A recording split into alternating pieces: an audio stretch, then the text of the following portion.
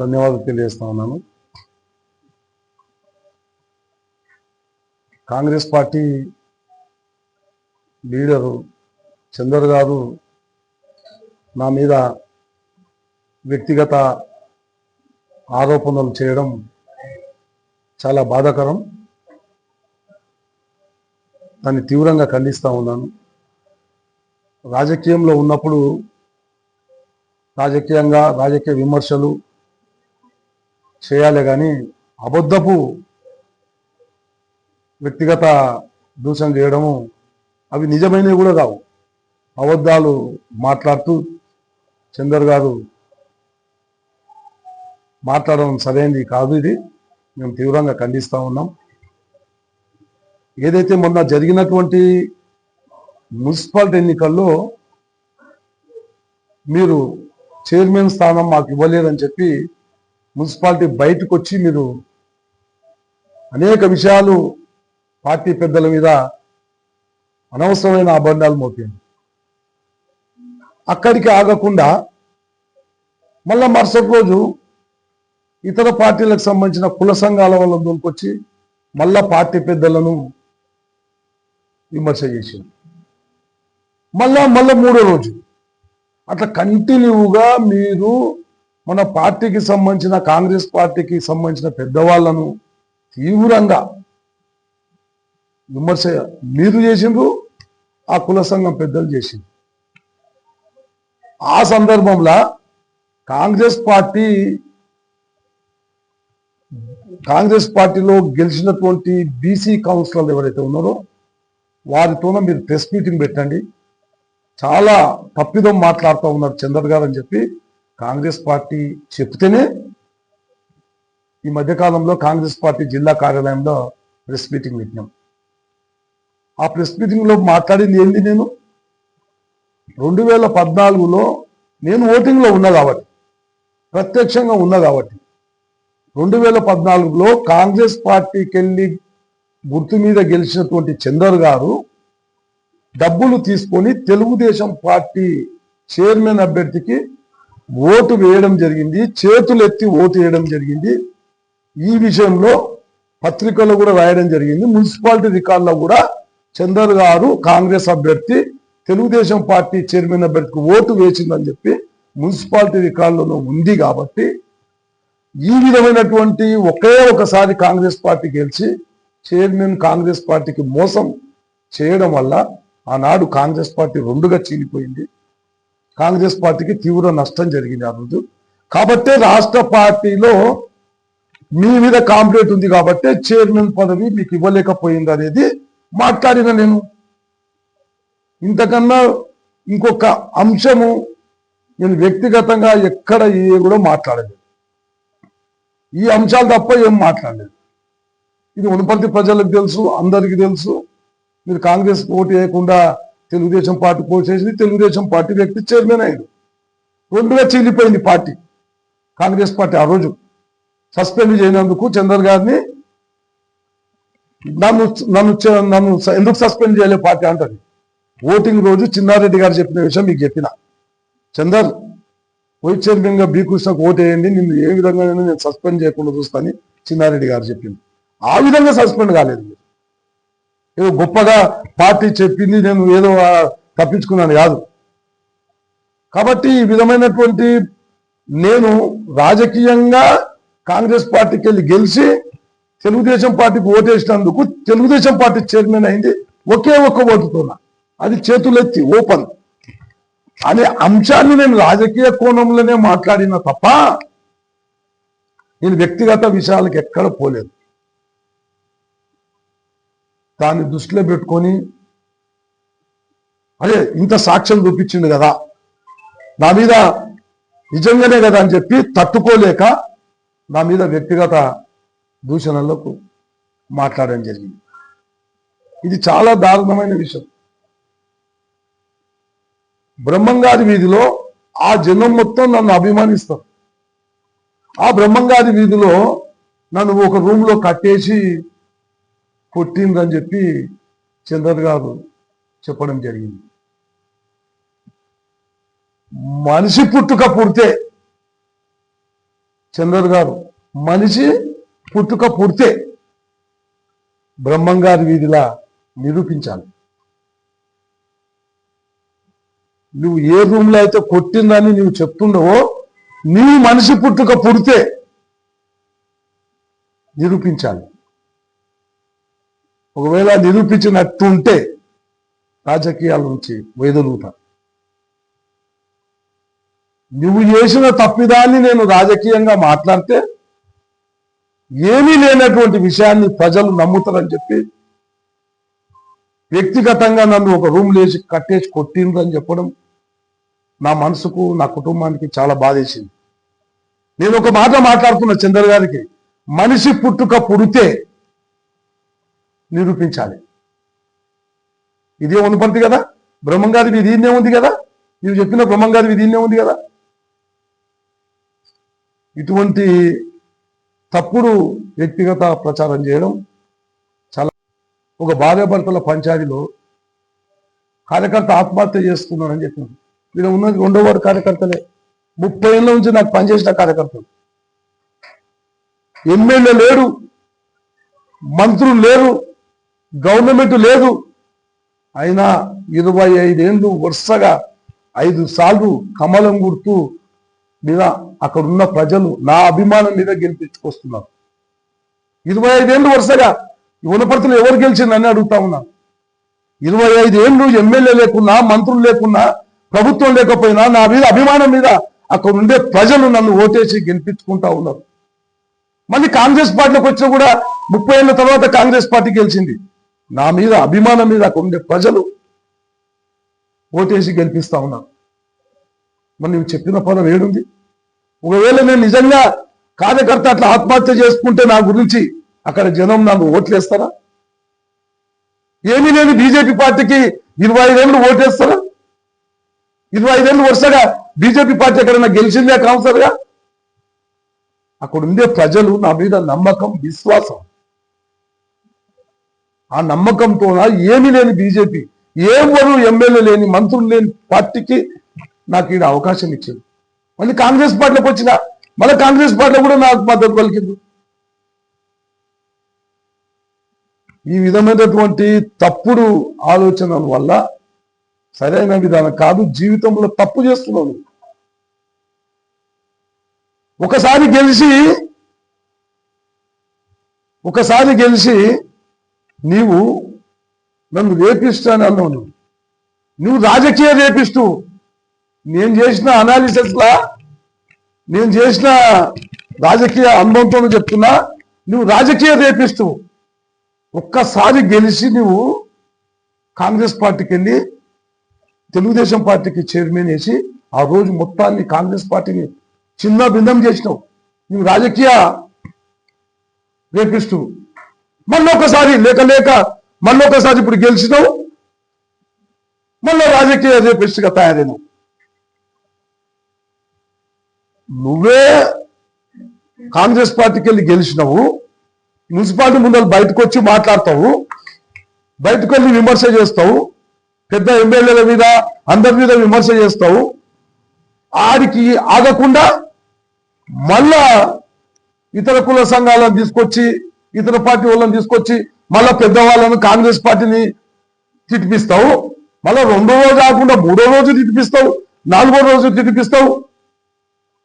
నీవు రాజకీయ రేపిస్ట్గా మారి పార్టీకి కట్టుబడకుండా ఒకసారి గెలిస్తే తప్పుడు ఓటేసి, ఇంకొకసారి గెలిస్తే ఇటువంటి తప్పుడు నిర్ణయాలు మాట్లాడుతుంటా మీరు రాజకీయ రేపిస్ట్. ఏం కాదు.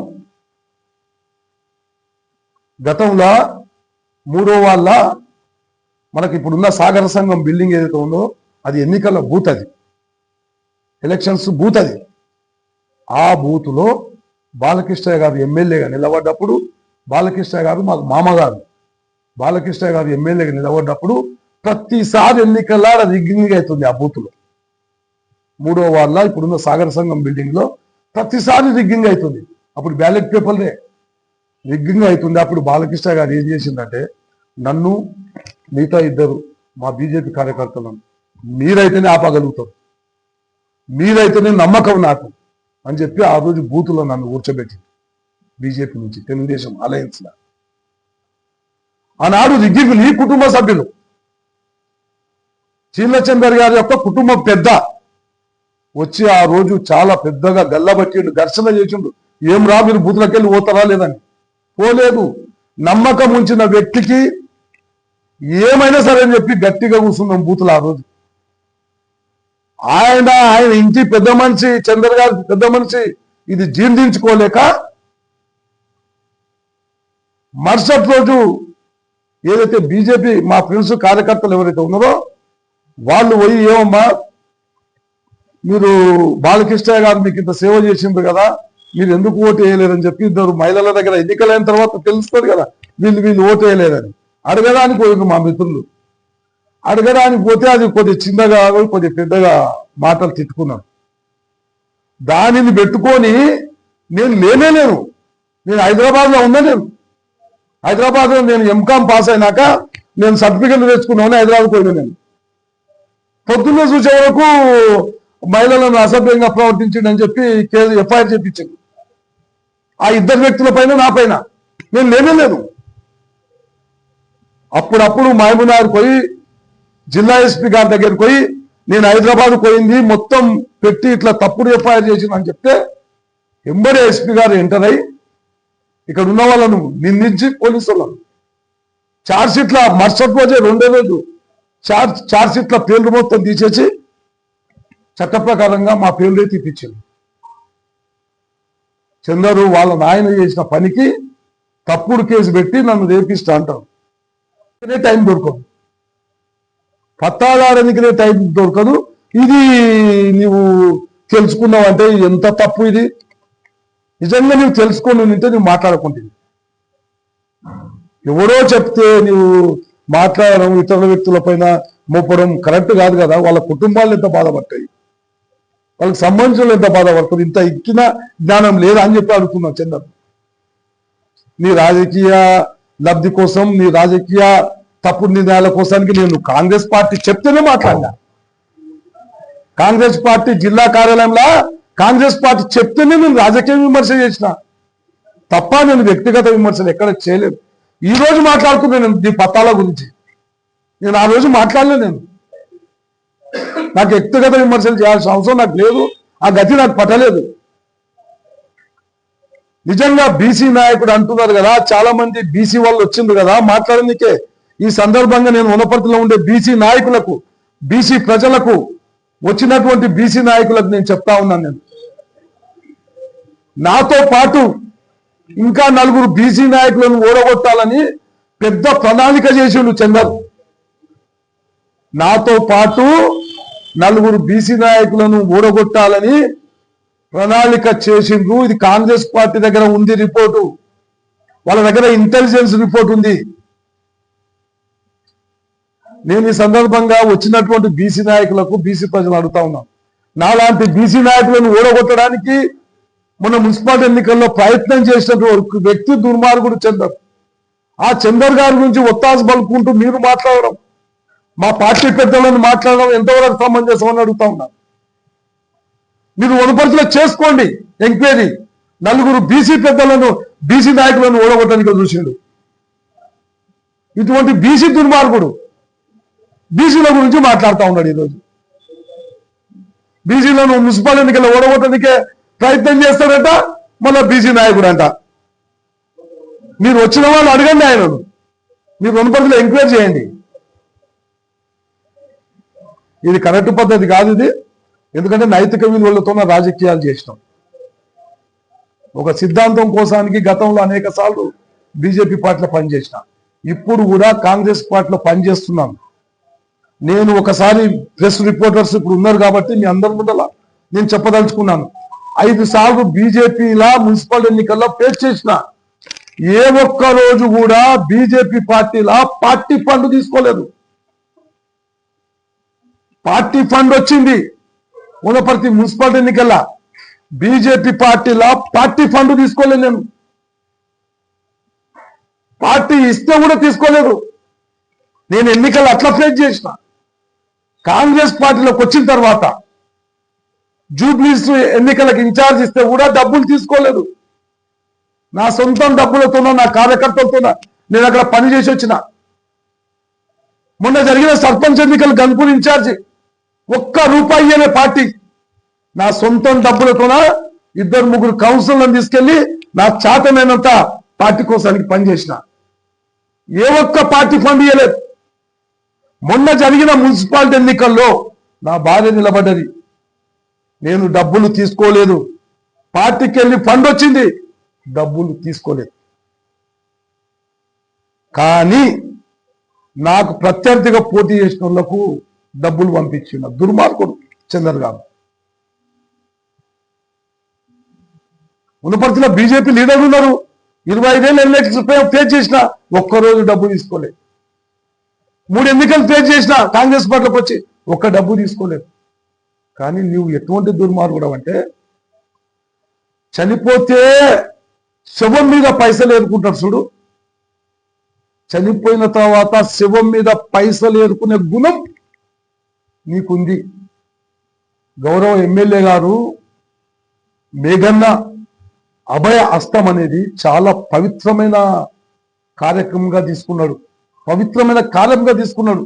ఎవరైతే పేదలు మధ్యతరగతి వాళ్ళు చనిపోతే కనీసం ఆ రోజు కార్యక్రమం చేయడానికి కూడా డబ్బులు లేని కుటుంబాలు చాలా ఉంటాయి. దాన్ని దృష్టిలో పెట్టుకొని మేఘన్న అభయస్తం పేరు మీద పేదవాళ్లకు మధ్యతరగతి కుటుంబాలకు సహాయం చేస్తున్నాడు. పార్టీ ప్రెసిడెంట్ గా నీవు చేసింది ఏందో తెలుసా? మేఘన్న అభయస్తంకి వెళ్ళి 50 మంది చచ్చిపోతే ఆ నెలలా 100 మంది తప్పుడు పేర్లు రాసి మేఘన్న అభయహస్త పస్తం డబ్బులు కాజేసినావు నువ్వు. పవిత్రమైన మేఘన్న అభయహస్తం పైసలు తిన్నావు నువ్వు. మహా పాపం ఇది.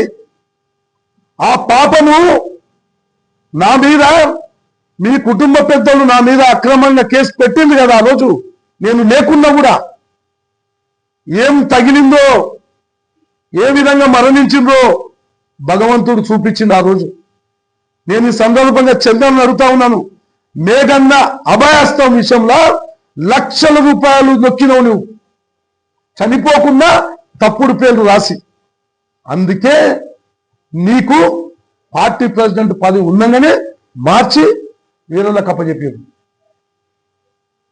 ఎంక్వైరీలో తేలింది, అరే ఇంతమంది చనిపోకుండా డబ్బులు తిన్నారని తేలిన తర్వాత వేరే వ్యక్తికి అప్పచెప్పారు. నీకు సిగ్గు కాదు? పార్టీ ప్రెసిడెంట్ ఉన్నప్పుడు మేఘన్న భావిస్తావు, నువ్వు నీ చేతులకి వెళ్ళి పోయినాయి. నీకు సిగ్గు కాదు మార్చినందుకు? నా గోరుకు సమానం కాదు. నేను 3 సార్లు మున్సిపల్ వైస్ చైర్మన్ గా హైట్రిక్ గెలిచిన. నేను 3 సార్లు నా భార్య హైట్రిక్ గెలిచింది. నేను ఇంత సీనియర్ ఉండి కూడా కాంగ్రెస్ పార్టీలో చేరడానికి కూడా కారణం అవుతుంది. నన్ను సీఎం గారి దగ్గర చేర్పించింది కూడా నన్ను చైర్మన్ చేస్తానని. అయినా కూడా పార్టీ నిర్ణయానికి కట్టుబడి ఉన్నా. ఏ రోజు బీజేపీలో ఉన్నప్పుడు వ్యతిరేకంగా పోలే పార్టీకి, కాంగ్రెస్ లోకి వచ్చినాక కూడా వ్యతిరేకంగా పోలేదు. నేను 35 లక్షలు లోక్నాథ్ రెడ్డి ఇంటికి పంపిస్తే నేను మారినట. వాస్తవంగా చందర్ గారు ఏం చేసిందంటే, బీజేపీకి వెళ్ళి కదా బీకృష్ణ చైర్మన్, నేను ఆయనకు ఓటు వేయకపోయినా నా విప్పేం పనిచేయదు. ఇక్కడ మనం అర్థం చేసుకున్నాం ఒక అంశాన్ని. 40 లక్షలు తీసుకున్నది నా మీద. చైర్మన్ కు బీకృష్ణ గారు ఉన్నారు కదా పోటీ అంటే నేను కాంగ్రెస్ బీజేపీ అలయన్స్ లో నేను చైర్మన్ క్యాండిడేట్. పొద్దున వరకు 10 గంటల ఓటింగ్ అయితే 7 గంటల వరకు నేనే క్యాండిడేట్. ఆ ఉద్దేశంతోన బీకృష్ణకి వేయకపోతే నా విప్పేం పనిచేయదు, నాకేం కాదు, నా కౌన్సిలర్ పదవి ఉంటుందని చెప్పి డబ్బులు తీసుకున్నాడు తెలుగుదేశంలోతోన చైర్మన్ ఓటేస్తా అని చెప్పి. మాకు ఈ విషయాలు తెలిసిన తర్వాత నేను లోక్నాథ్ రెడ్డి అండర్స్టాండింగ్ లా మారినాం. అన్న వీడు విప్పు పని చేయడని నాకు వేయకుండా డబ్బులు తీసుకున్నాడు కాబట్టి నువ్వు చైర్మన్లోకి వస్తే అప్పుడు నేను వైస్ చైర్మన్కి పోతే వాడు ఎట్లా వేయకుండా ఉండడు చూద్దాం అని ఉదయం 7 గంటలకు మారినాం. గుండె బద్దలైపోయినాయి, ఆయన చెమటలు ఇట్లా కారినాయి. అట్లెట్లా అన్నాడు. పోయి కొన్ని రాజకీయ సమీకరణంలో మారినాం. ఈ విధమైనటువంటి తప్పుడు ఆలోచనలు చేసి ఆ రోజు ఓటింగ్ రోజు ఏం జరిగిందో మనకందరూ కూడా తెలుసు. ఓటేసిన తర్వాత ఇదే లోక్నాథ్ రెడ్డి పోయి చిన్నారెడ్డి గారిని పదే పదే అడిగాడు, నువ్వు సస్పెండ్ చేస్తావా లేదని. సస్పెండ్ చేయకపోతే లోక్నాథ్ రెడ్డి గారు, కురుమూర్తి యాదవ్ గారు, ఎంపీపీ శంకర్ నాయక్ గారు వీళ్ళంతా పార్టీ వదిలిపెట్టి టీఆర్ఎస్లోకి పోయింది.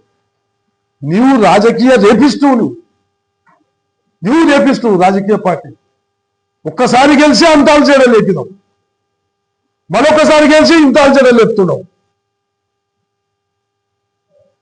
అలా 30 ఏళ్ళు గెలుస్తూ వచ్చిన, 2 సార్లు మున్సిపల్ వైస్ చైర్మన్గా ఉన్నా, ఒకసారి మున్సిపాలిటీ ఫ్లోర్ లీడర్గా ఉన్నా. నా భార్య ఒకటే వాళ్ళ జనరల్ అయినప్పటికీ కూడా ఒక మహిళ ఉండి కూడా 3 సార్లు వరుసగా గెలిచింది. మేము ఏమి చేస్తలేం. ఆనాడు పార్టీ చెప్పింది ఏందాం 2014లో, ఇప్పుడు కాంగ్రెస్ పార్టీ చెప్పింది ఏంటున్నాం.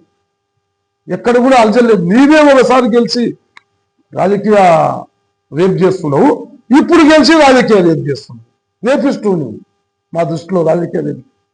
ఎప్పుడు మాట్లాడినా ఏం మాట్లాడినా కూడా రాజకీయ విమర్శలు చేసుకున్నాలే తప్ప ఇట్లా అబద్ధాలు చెప్పి ఈ విధమైనటువంటి మాట్లాడడం చందర్కు తగదని చెప్పి నేను ఈ సందర్భంగా మనం చేస్తా ఉన్నాను. పార్టీతో బీజేపీ మున్సిపాలిటీ ఎన్నికలు అయిన తర్వాత చైర్మన్ వైస్ చైర్మన్ ను కలవడం జరిగింది. నేనేమంటున్నా, మీరు ప్రెస్ రిపోర్టర్స్ 2014లో కాంగ్రెస్ పార్టీ చైర్మన్ మహబూబ్నగర్లా, vice chairman BJP K Ramulu. 2014 ఎన్నికల్లో నాగర్ కర్నూల్లో నాగం జనార్దన్ రెడ్డి సారు మాజీ మంత్రివర్గం బీజేపీ లీడర్, ఆడ మోహన్ గౌడ్ మాజీ ఎమ్మెల్యే కౌన్సిలర్ గా నిలబడ్డాడు కాంగ్రెస్ పార్టీకి వెళ్ళి. ఆడ కాంగ్రెస్ పార్టీ చైర్మన్ మోహన్ గౌడ్ మాజీ ఎమ్మెల్యే, వైస్ చైర్మన్ బీజేపీ. ఉన్నపర్తిలా బీజేపీ చైర్మన్, నేను కరెక్ట్ చెప్తున్నా, BJP chairman vice chairman Congress. ఈ విధమైనటువంటి ఒప్పందము రాష్ట్ర పార్టీ ఇస్తే మేము కలిసినాం. చీకటి ఒప్పందం కాదు ఇది. నేను ఇదే మాటలు మాట్లాడితే 2014లో మహబూబ్నగర్లో ఏం కలిసినాయి తెలుసుకోవచ్చు. Congress chairman vice chairman BJP. నార్కర్నూలులో తెలుసుకోవచ్చు, Congress chairman vice chairman BJP. పునపర్తిలో BJP chairman, Congress party vice chairman. ఇది చీకటి ఒప్పందం. చందర్ గారు, ఇది కాదు చీకటి ఒప్పందం. పార్టీ చెప్పిందే నేను చేసిన. నీది చీకటి ఒప్పందం. కాంగ్రెస్ తో గెలిచి చిట్యాల వాటర్ ట్యాంక్ వెనుక ఫారెస్ట్ గెస్ట్ హౌస్ లా 40 లక్షలు తీసుకొని తెలుగుదేశం చైర్మన్ కు ఓటేసిన దుర్మార్గుడు నువ్వు. నీది చీకటి ఒప్పందం, నాది కాదు. కాబట్టి ఇటువంటి తప్పుడు మాటలు చెప్పి ప్రజలను తప్పుదో పట్టేది. మీరు మొన్న విలేకరుల మాట్లాడుతూ ఏమన్నారు, చింతలన్మాన్ గుడి చాలా నమ్మకం బి కృష్ణ గారికి. నాకు కూడా చింతలన్మాన్ అంటే చాలా గుడి నమ్మకం అన్నావు కదా. ఏమన్నావు నువ్వు? వైస్ చైర్మన్ బి కృష్ణ గారు నాకు డబ్బులు ఇవ్వలేదు, నేను కాలు మొక్కితే ఒక బీసీ నాయకునికి ఓటేసిన అని చెప్పినావు కదా. ఇది దుర్మార్గమైన మాటలు. నేను అన్నది చైర్మన్ కు డబ్బులు తీసుకొని తెలుగుదేశం పార్టీకి ఓటేసినాం అని అడిగిన నేను. దాని మీద గుడి దగ్గరకు వా. కాంగ్రెస్ పార్టీ గెలిచి చైర్మన్ తెలుగుదేశంతో డబ్బులు తీసుకోలేదని చెప్పు, నేను గుడికి వస్తా, నువ్వు గుడికి రా. నువ్వు అది చెప్పకుండా వైస్ చైర్మన్ గా నేను చందర్కు డబ్బులు ఇవ్వలేదు, నేను ఎక్కడ విలేకరుల ముందలో మాట్లాడలేదు.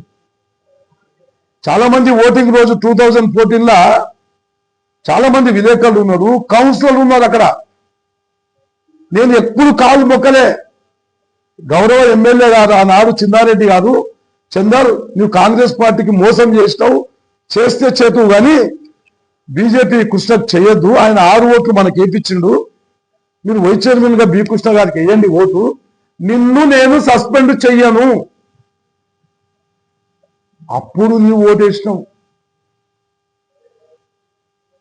నేను వైస్ చైర్మన్ గా నీకు డబ్బులు ఇచ్చినంటే నన్ను తప్పు పట్టి చింతలను మన గురించి మాట్లాడాలి. తండ్రి చేసిన తప్పుడు పనికి ఈరోజు మా తండ్రి గారు తప్పు చేసి నన్ను నిరూపించుకోకుండా మా మీద దొబ్బుకి ఎట్లయితుంది? చీకటి ఒప్పందం కాంగ్రెస్ తోన అని నన్ను అంటాడు 2014. చీకటి ఒప్పందం 2014 ఎన్నికల నాది కాదు, బీజేపీది ఉన్నా నేను ఆ రోజు. బీజేపీది కాంగ్రెస్ది చీకటి ఒప్పందం కాదు, నీది చీకటి ఒప్పందం. కాంగ్రెస్ పార్టీకి వెళ్ళి గెలిచి చైర్మన్ కు, తెలుగుదేశం పార్టీకి చైర్మన్ కేసిన చూడు, ఆ చీకటి ఒప్పందంలా లక్షల రూపాయలు మీరు తీసుకొని మీరు చీకటి ఒప్పందం. అది రాష్ట్రంలో ఆనాడు తెలుగుదేశంతోన బీజేపీతోన పొత్తు లేదు. మున్సిపాలిటీ ఎన్నికల్లో పొత్తు లేకపోవడం వల్ల ఎన్నికలైన తర్వాత మా రాష్ట్ర బీజేపీ పార్టీ ఈ రాష్ట్రంలో వాళ్ళ విషయాలు ఏందో మాకు తెలియదు.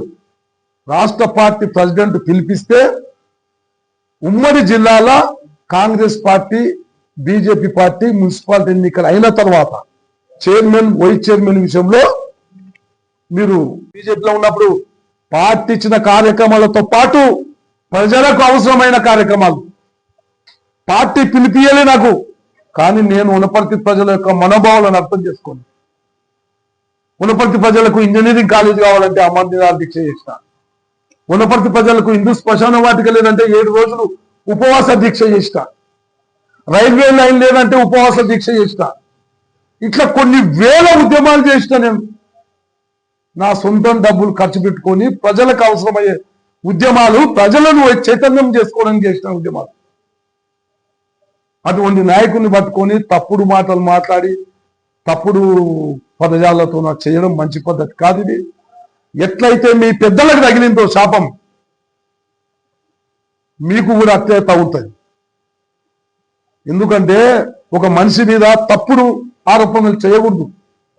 నేను ఆ రోజు మాల వేసుకునే కాదు అయ్యప్ప మాల. నేను నా మీద తప్పుడు కేసు నేను లేకుండా పెట్టి ఈ రోజు దుర్మార్గుడు రేపిస్తా అంటున్నాడు చూడు. నేను ఆ రోజు మొక్కుకొని శబరిమల అయ్యప్ప స్వామికి పెద్దపాదం అంటారు 18 గుట్టలు. ఆ 18 గుట్టలు ఎక్కుకుంటా సర్వనాశనం కావాలని చెప్పి ఆ రోజు నేను దేవుణ్ణి కోరుకున్నాను. నేను లేకుండా నా పేరు ఎక్కించింది, నాకు సంబంధం లేదు. వాళ్ళు కూడా కేసులు కాదు, గొడవ చేసిన కేసులు నీకు అధికారం ఉంది అని చెప్పి నువ్వు ఆ విధంగా చిత్రీకరించి ఎఫ్ఐఆర్ చేస్తే ఎస్పీ గారు ఏం చేసిండ్రు? తీసి పారేసిండు. ఇంత దుర్మార్గమైన పని మీ కుటుంబ సభ్యులు ఎవరైతే పెద్దలు చేసిండ్రో నువ్వు అట్లా చేస్తున్నావు. కాబట్టి నేను ఈసారి మళ్ళా పెద్ద పాదం చేస్తా. ఒక గుట్ట కాదు 18 గుట్టలు ఎక్కితే అయ్యప్ప సమితి. నాకు ఇప్పుడు 18 గుట్టలు ఇబ్బంది ఉన్నా కూడా ఎక్కుతా. నా మీద చేసిన ఆరోపణలు చేసిన వ్యక్తికి తగిన శాస్తి చేయి స్వామి అని చెప్పి ఎక్కుతా. అడుగున మొక్కుతా నేను స్వామిని. రాజకీయాలు ఉన్నప్పుడు నైతిక విలువలతోన పనిచేయాలి, నైతిక విలువలతోన మాట్లాడాలి, రాజకీయ విమర్శలు చేయాలి. ఒక విమర్శ చేసేటప్పుడు కుటుంబాలు ఎంత బాధపడతాయి తెలివి లేదు.